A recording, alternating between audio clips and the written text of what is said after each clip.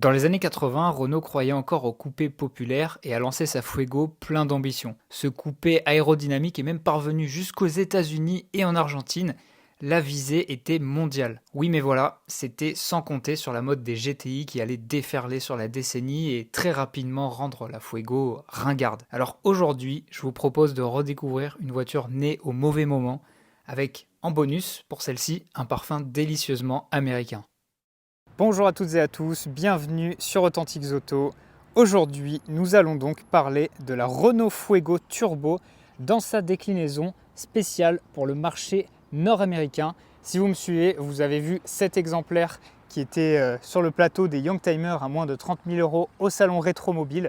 Et aujourd'hui, je vous la montre dans ses moindres détails pour qu'on aille comprendre les différences avec la version européenne. Et bien sûr, nous irons la tester sur la route. Pour cette vidéo aujourd'hui, je tiens à adresser un grand merci à Marc-André, son propriétaire, pour sa disponibilité et sa confiance avec la Fuego. La vidéo du jour est sponsorisée par Ovoco et si je me trouve aujourd'hui avec ma petite Twingo, eh bien c'est pas par hasard, au contraire, c'est la petite voiture pour laquelle vous auriez typiquement besoin des services d'Ovoco. En effet, une Twingo, c'est facile à bricoler et il y a toujours un petit truc à changer, que ce soit mécanique, une opération simple, ou bien cosmétique si vous avez besoin d'éléments extérieurs ou intérieurs. Et c'est là qu'Ovoco entre en jeu puisque c'est la plus grande marketplace de pièces détachées d'occasion en Europe. Et leur point fort, c'est qu'ils rassemblent sur un site internet des milliers de casses partout en Europe, ce qui fait que vous pouvez aller chercher des pièces qui sont parfois difficiles à trouver, même sur des Twingo. Sur leur site actuellement, ils ont plusieurs dizaines de millions de pièces qui sont disponibles, donc vous avez vraiment l'embarras du choix. Les pièces sont livrées chez vous et vous avez 14 jours pour vous faire rembourser. Donc c'est sans stress si jamais vous commandez la mauvaise pièce par exemple. La bonne nouvelle, c'est que je vous ai obtenu un code promo, vous avez 15% de réduction sur les frais de livraison Ovoco avec le code qui s'affiche ici. Et n'oubliez pas, si vous voulez en profiter, eh bien vous utilisez ce lien affilié. Merci beaucoup à Ovoco pour leur confiance aujourd'hui et je vous souhaite une bonne vidéo. Étant donné que les Fuego conventionnels ont quasiment disparu sur nos routes aujourd'hui et qu'on en voit, pour ainsi dire, uniquement en rassemblement, vous vous doutez que la probabilité que je me retrouve dans un exemplaire d'origine en configuration nord-américaine était assez faible. Et pour cause, on a eu seulement 41 000 Fuego aux spécifications nord-américaines, donc États-Unis, Canada, notamment Québec, qui se sont vendus sur la totalité de la production mondiale, qui a compté environ 260 000 exemplaires sur 5 ans. Alors l'histoire de la Fuego, elle commence à la fin des années 70, où l'objectif pour Renault, c'est de remplacer les deux petits coupés un peu sportifs, mais quand même de grande série, pas trop chers, qui étaient le duo R15, R17, sachant que la deuxième moitié des années 70 avait été une période assez faste pour les petits coupés populaires européens. On pense aux Opel Manta, on pense au Ford Capri, on pense au Lancia Beta. C'était la carrosserie à la mode pour qui voulait rouler décalé, un petit peu sportif, mais c'était en fait les moteurs les moins puissants dans les gammes qui étaient les mieux vendus. Renault, eux, ils y croient pour remplacer le duo R15, R17.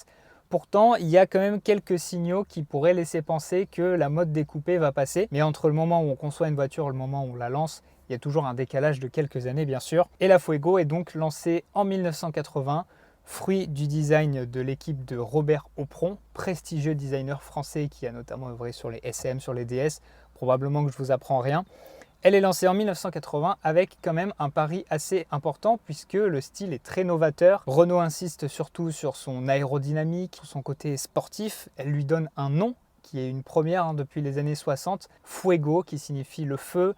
Donc on s'attend à quelque chose quand même d'assez important, d'assez engageant, une voiture véritablement sportive. Et le problème, ce qui va un petit peu nuire à la carrière, en tout cas à la lisibilité commerciale de la Fuego, c'est qu'elle démarre avec des moteurs vraiment très modestes, notamment en entrée de gamme un Cléon d'à peine 64 chevaux, Cléon fonte.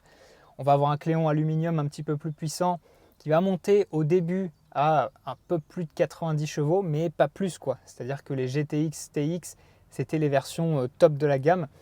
Sauf que, même si je vous ai dit que les petits coupés populaires se vendaient mieux avec des petites cylindrées, il aurait quand même fallu avoir peut-être dès le lancement un porte-étendard. Ce porte-étendard, il arrivera plus tard dans la carrière de la Fuego en 1983 en fait, avec la version turbo qui cette fois-ci récupère le moteur suralimenté, 132 chevaux, 200 km/h. Peut-être qu'on en parlera dans une future vidéo si j'essaye une turbo européenne, puisque là nous sommes dans une turbo américaine. Mais notez aussi qu'on a eu une version un peu plus confortable, mais pas vraiment sportive, plutôt typée GT. C'était la Fuego GTX équipée du moteur Douvrin 110 chevaux. La Fuego elle a un début de carrière commerciale assez impressionnant, les ventes dépassent les espérances de Renault en 1980, mais dès 1981 ça chute de 25%, donc en fait l'euphorie a été de courte durée. Pourquoi? Je vous l'ai dit, il y a cette question de positionnement qui n'a pas été bien compris, il y a un réseau qui n'a pas forcément été bien formé non plus pour vendre des coupés à positionnement sportif. Son esthétique elle plaît au début, mais elle va rapidement se démoder et en fait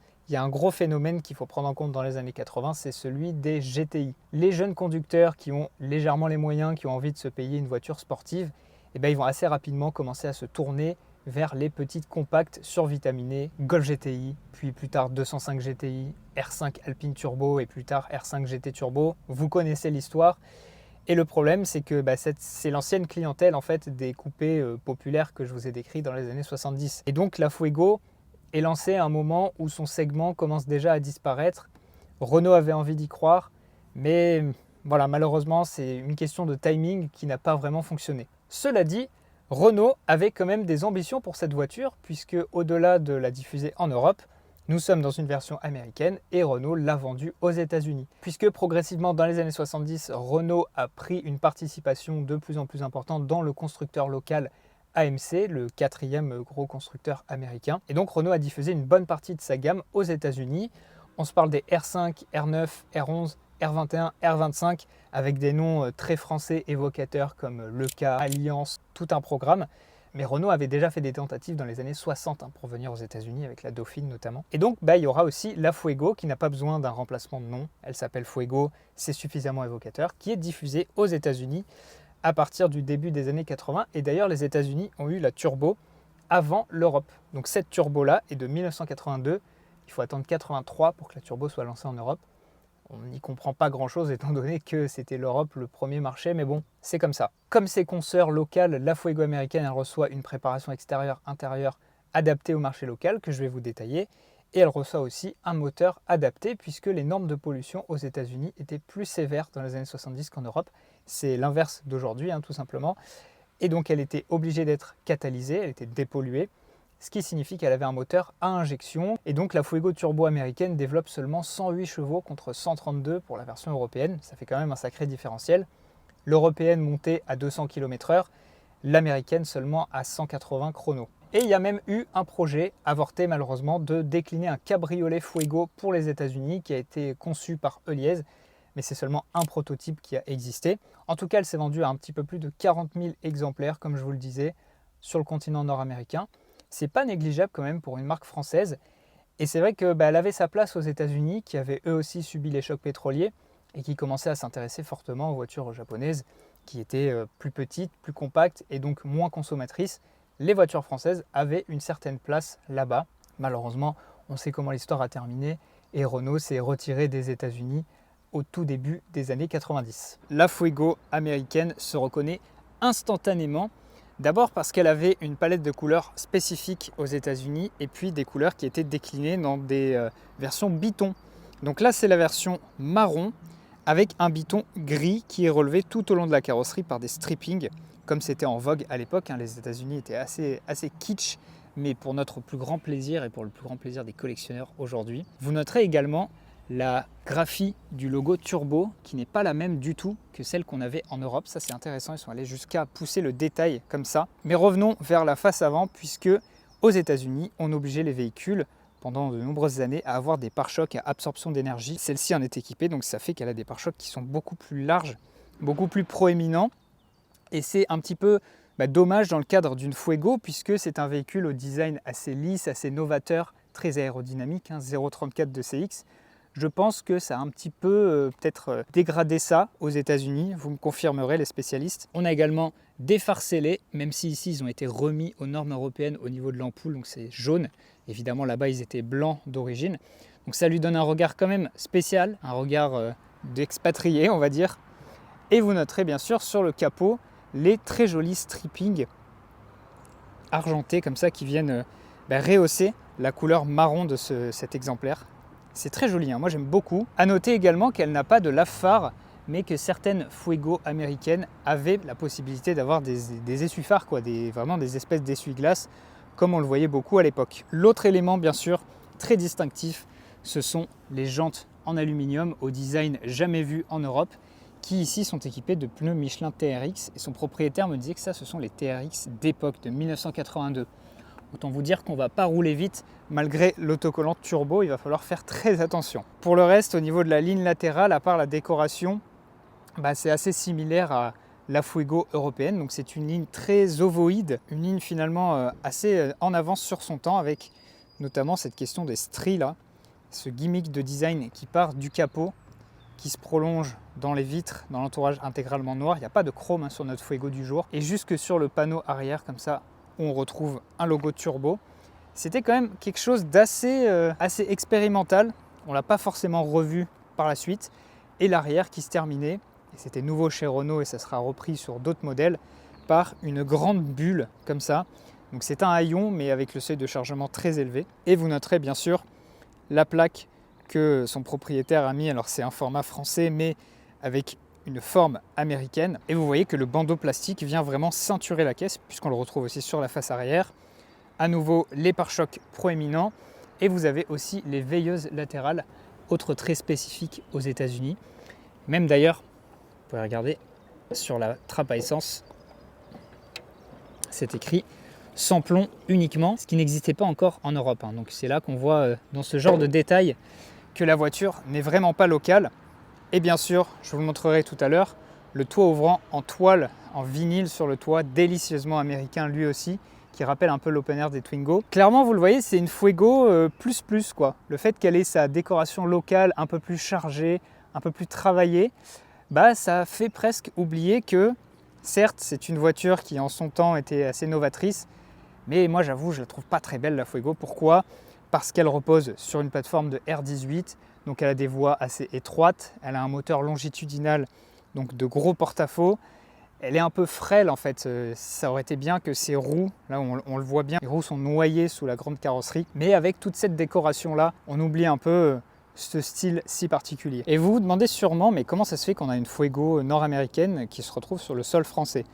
Alors ce qu'il faut savoir, c'est que toutes les Fuego nord-américaines étaient fabriquées en France, à Maubeuge, et notre exemplaire n'a en fait jamais posé ses roues ni aux États-Unis, ni au Canada. Son propriétaire ne sait pas comment elle s'est retrouvée à rester en France, mais elle a bien toutes les spécifications américaines, pas juste esthétiques, mais également techniques. Elle a aussi l'intérieur, mais pourtant elle n'a jamais quitté l'Europe. On n'en saura pas plus, mais ça en fait un exemplaire vraiment ultra rare sur nos routes, puisque là-bas, vous vous doutez bien qu'avec le salage des routes, elles ont été décimées par la rouille. Passons à l'intérieur avec les poignées carénées comme sur une R5. Et cet intérieur, c'est vraiment un spectacle. Le spectacle se poursuit. Là, on est sans aucun doute aux États-Unis, puisque vous voyez qu'on a une délicieuse couleur caramel. Même les plastiques sont caramel, qui tapissent intégralement l'habitacle. Alors la Fuego américaine était disponible soit avec des sièges en velours, soit avec des sièges en cuir. Et nous avons de la chance d'avoir les sièges en cuir ici, puisque regardez-moi ce motif losange Renault, ça on l'a pas eu en Europe. Et je peux vous dire que ça participe au moins à 50% au charme de la voiture. C'est merveilleux cette couleur caramel. Ça rappelle ce qu'on avait sur les Baccarat, sauf que là c'est vraiment poussé à son paroxysme. Vous noterez aussi les épaisses moquettes avec passepoil, typique pareil des voitures américaines. Le joli détail là de la grille de haut-parleur qui est découpée dans la moquette. Et ces beaux tapis. En vous montrant comme ça, on ne pourrait pas penser qu'on est sur une voiture européenne. Et pourtant, on est bien sur une Fuego, puisqu'on retrouve le volant, notamment, de la Fuego Turbo. Celui-là, il n'a pas changé aux États-Unis. Il y a quelques autres détails que je vais vous montrer, comme par exemple la plaque qui indique que la voiture est bien conforme aux normes fédérales américaines. Alors au niveau de la portière, c'est richement décoré. Vous avez ce capitonnage qui doit être en vinyle, je pense pas qu'il soit en cuir jusque sur le côté. La jolie poignée chromée, vous noterez les rétro-électriques et les vitres électriques. En 1982, c'était encore extrêmement rare sur une voiture populaire. Bel accoudoir ici, un rangement. Non, franchement, le design a été travaillé, on ne peut pas dire le contraire. Et nous installons tout de suite à son volant dans les moelleux sièges pétales. Il faut aller chercher là-bas pour fermer la portière.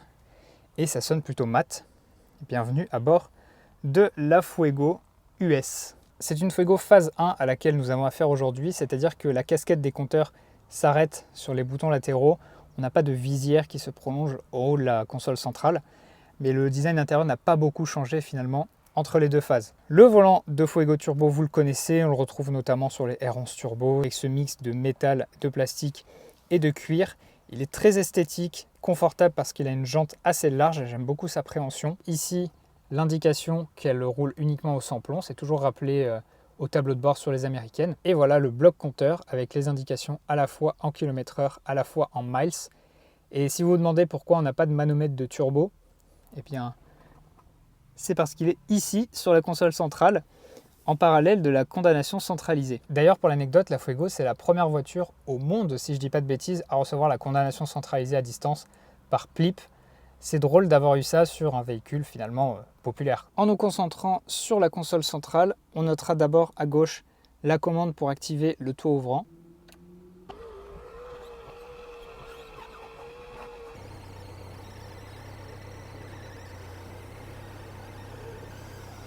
Et puis on poursuit en constatant que l'équipement est vraiment très complet. Donc vous avez ce radiocassette Philips qui s'intègre super bien, notamment avec les chiffres orange qui rappellent l'intérieur caramel. Et notre Fuego est équipé de la climatisation. Je peux vous dire que ça indique vraiment qu'on est sur une version nord-américaine parce que il fallait se lever tôt pour avoir une Fuego française avec la climatisation. Je ne sais même pas si elle était disponible en option. Ensuite, nous avons la boîte 5 vitesses manuelle. À noter que la Fuego était aussi disponible en automatique aux États-Unis. Et puis, entre les deux sièges, pour le coup, ça reste très basique, on n'a même pas d'accoudoir. Côté passager, on retrouve un petit creux de rangement, le logo Turbo fièrement affiché, puisqu'il fallait quand même justifier que vous avez acheté une voiture quand même prestigieuse, et une boîte à gants tapissée de velours, s'il vous plaît. Alors, vraiment en plastoc, hein, mais quand même, Renault s'était donné les moyens pour convaincre le client américain. Regardez-moi ça. On n'a pas l'impression d'être dans une Renault du début des années 80 quand on voit ça. Et l'effet Populux se poursuit au plafonnier parce que tout est teinté couleur caramel, même le joint du toit ouvrant, les beaux pare-soleil qui sont larges, les larges poignées elles aussi, et puis la petite lumière de lecture chromée. Tout ça contribue à un habitacle chaleureux. Et d'ailleurs, la Fuego était vraiment réputée pour sa visibilité, son confort au siège avant, sa luminosité. Des qualités plutôt typées berline qu'on ne cherchait pas forcément dans un coupé, mais qui ont été utilisées comme argument marketing par Renault. Je vais rapidement passer aux places arrière, qui sont deux petits sièges indépendants au niveau des dossiers avec une légère forme qui fait penser à un appuie-tête, pour essayer de vous parler de l'habitabilité. Alors on est bien installé, mais avec ces fameux sièges pétales au dossier appuie-tête solidaire, on est un petit peu coupé du bloc avant. C'est dommage parce que la banquette est plutôt confortable. Ce que je regrette surtout, c'est qu'elle soit très très courte. Vous voyez là, mon genou n'est pas du tout pris. Après, ça va au niveau des jambes, je ne suis pas non plus trop mal. Je ne suis pas engoncé puisque j'ai une très belle surface vitrée ici. Mais voilà, un peu coupé de l'habitacle, donc on pourrait mettre deux adultes à l'arrière, mais pas pour très longtemps. Et ça, c'est vraiment le genre de petit détail à l'américaine qui ne trompe pas. Je vais vous montrer le coffre. La commande se cache ici. Et donc ensuite, on vient attraper la bulle par le mini aileron. Et voici l'espace de coffre plutôt généreux de la Fuego, hein. Donc certes, je vous ai dit qu'on a un très haut seuil de chargement, mais nous sommes sur 373 décimètres cubes, donc ça permet de porter pas mal de choses. Et en plus, les deux sièges de la banquette basculent et vous avez un fond totalement plat. Dans un coupé populaire, ce n'était pas forcément l'objectif, mais n'oubliez pas qu'on est chez Renault qui ont toujours ce côté un petit peu voiture à vivre, voiture pratique. Alors le coffre, vous noterez qu'il est entièrement capitonné. En fait, on n'a aucune tôle apparente dans la Fuego. En tout cas, dans la version US, je n'ai pas vérifié dans la version européenne. On retrouve la couleur caramel vraiment délicieuse. Ce gros tapis moquette épaisse avec le petit cuir là pour le soulever. Et puis, son propriétaire m'expliquait que là-bas, vous avez un petit coffre caché qui permet de ranger des choses. Si je vous montre. Voilà, par exemple, là, on a le cric. Et sur les versions européennes, le cric était là sur la droite. Sauf que là sur la droite, sur la Fuego américaine, vous avez la batterie en dessous de ce cache parce que eh bien, la Fuego américaine n'avait plus de place sous le capot pour recevoir la batterie. C'est aussi comme ça que vous pouvez la reconnaître à coup sûr. Voici donc le moteur. C'est bien encombré là-dedans, hein. Donc c'est un moteur 4 cylindres, fabriqué en France, hein, on le connaît tous, le Douvrin, position longitudinale, mais qui donc ici reçoit les équipements spécifiques à la version US pour respecter les normes, à savoir le catalyseur ici, la vanne EGR pour la recirculation des gaz ici notamment, c'est les deux éléments les plus importants, et aussi oui l'injection électronique Bosch qui se passe par ici. Le turbo, lui, il est juste là. Et nous avons également un échangeur RR à ce niveau-là. Au global, le moteur développe donc 108 chevaux. C'est pas énorme, mais sur un coupé qui pèse, on va dire, une tonne 100 grand maximum, eh bien, ça suffit largement à se déplacer. Il n'y aura pas d'effet waouh à l'accélération, contrairement peut-être à la turbo européenne, mais ça en fait un bon véhicule pour cruiser. Toujours jeter un œil aussi aux étiquettes qui nous racontent pas mal de choses. Donc là, vous voyez, fabriqué en France, Made in France, fièrement affiché par Renault. Ça, vous ne l'aurez pas sur une française. Et vous avez également toutes les spécifications là pour la climatisation, pour le catalyseur. Et c'est écrit ici que la voiture respecte les standards de l'EPA, donc l'Agence de protection de l'environnement américaine, pour l'année modèle 1983. Pareil, là, vous pouvez être sûr qu'on est sur un exemplaire pas commun. Et vous noterez l'excellent état de la baie moteur. Tout semble nickel et il y a une explication. C'est assez énorme au niveau probabilité, mais c'est pas son moteur d'origine. Son propriétaire, Marc-André, avait besoin d'un nouveau moteur puisque la mécanique était en bout de course, la mécanique d'origine, et il a trouvé en France, à Issy-les-Moulineaux, dans un lycée professionnel, un moteur de Fuego turbo américain. C'est quand même assez fou de se dire ça. Les jeunes du lycée apprenaient la mécanique et notamment la dépollution sur un moteur de Fuego turbo américain et qui donc lui a été donné quand ils ont arrêté de travailler dessus. Donc c'est ce moteur-là, qui n'avait jamais tourné, qui était en état neuf, qui est installé dans notre Fuego du jour. Et nous voici à bord de la Fuego américaine. Je trouve ça quand même assez fou, après avoir fait la série de vidéos aux États-Unis l'été dernier, et de retomber sur une voiture américaine, mais cette fois avec le twist français, quoi. Alors on va pas rouler très vite aujourd'hui, même s'il y a écrit turbo sur la voiture. C'est plutôt une balade que je vous propose. De toute manière, c'est ce qui correspond le mieux à notre exemplaire. C'est pas une vraie sportive, c'est plus une voiture typée balade, quoi, typée presque GT, avec tous ses équipements et sa puissance assez confortable. Elle a également la direction assistée, je ne vous l'ai pas dit tout à l'heure, mais c'est vrai que ces éléments combinés, ça nous donne une assez grande facilité de conduite et une prise en main un petit peu immédiate, quoi. Alors le passage de vitesse est un peu à l'ancienne, ça craque un petit peu, mais franchement, ça se fait. Et le confort, là, sur ces premiers mètres, il est plutôt bon, mais pour avoir roulé en passager en venant jusqu'ici, il y a quand même un point qui date la voiture, très clairement, c'est l'essieu arrière rigide. On est sur la plateforme de la Renault 18, qui elle-même était basée assez proche sur la Renault 12, donc une conception années 60. Et l'essieu arrière rigide, c'est un petit peu daté au début des années 80. Ça se sent dans les trépidations, dans les dos d'âne et le guidage même de la voiture. Mais une fois qu'on est comme ça lancé là, sur une petite route de forêt, on est bien, quoi. Les sièges pétales sont super confortables. Et ce qui est drôle, c'est que les voitures américaines à l'époque étaient quand même assez molles. C'était des gros canapés très moelleux. Finalement, offrir des petits sièges baquets comme ça aux États-Unis, c'était assez peu courant, hein. Pourtant, le côté très mou, très confort ressort aussi puisque c'est une Renault des années 80. Alors voyons sur une côte un peu comment ça accélère.